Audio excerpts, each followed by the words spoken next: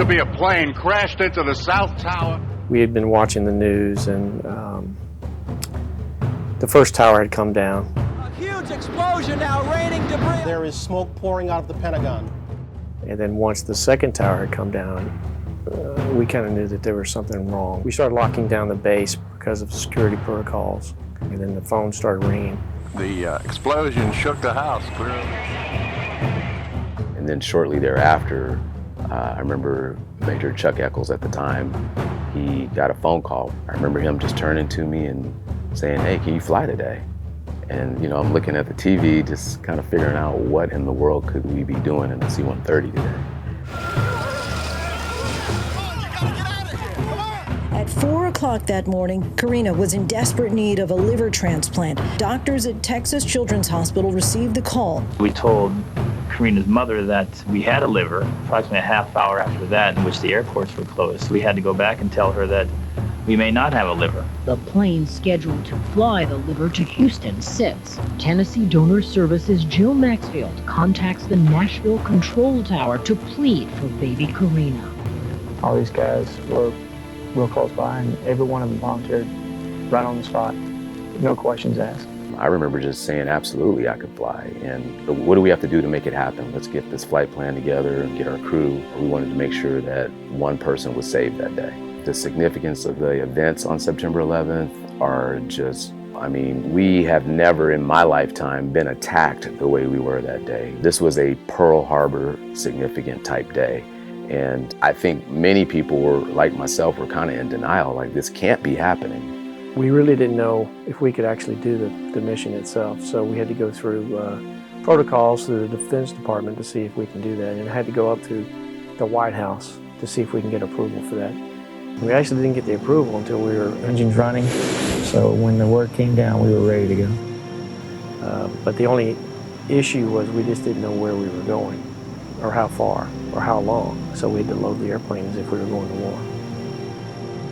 The nation's airspace is a battle zone, and the military is on highest alert. Every airport is locked down. Nothing will fly. But the 118th Air National Guard wants to go. There was one point, I'm sure a lot of us, it went through our heads, just, are we going to get shot out of the sky? We didn't know if there were some surface-to-air missiles planted somewhere on the ground. Like, we did not know what was going to happen on that day. Once we got airborne and we were going to Houston, there was no radio chatter on the radio. As a matter of fact, I would say the first 45 minutes or so, we didn't even talk to each other. And then as we progressed, we talked about, okay, what would we do in this situation or that situation once we got to Houston? And then once we landed, we stopped right on the runway, and the ambulance pulled up to our aircraft, and we gave them the liver at that point in time. And then we had to call back to Nashville to figure out where we were going. If we could come home, if not, was there somewhere else they wanted us to go? We just didn't know what was going to happen. What we train for in the Air Force matters. Your day-to-day operations, it does matter, because when something like that happens, you really don't have much time to think. You just have to act. And so you have to fall back on your training.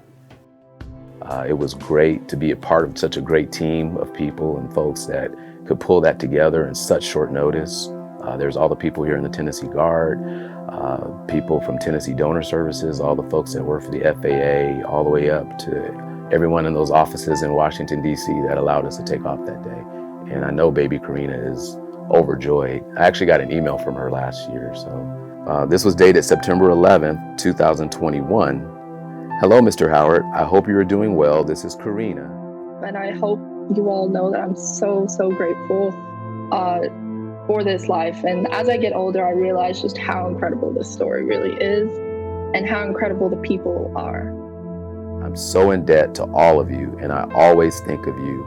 You risked your lives that day to give a little baby a chance at life. I will never forget what you did for me. So that was it in a nutshell.